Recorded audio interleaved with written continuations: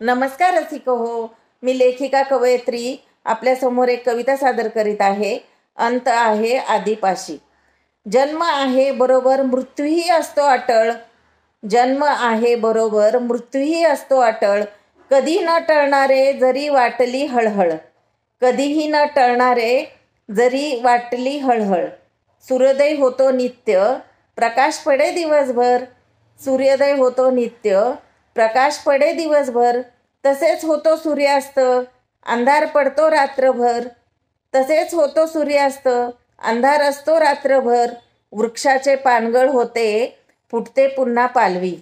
वृक्षांचे पानगळ होते फुटते पुन्हा पालवी. हिरवेगार निसर्ग होई धराचे सौंदर्य खुलवी.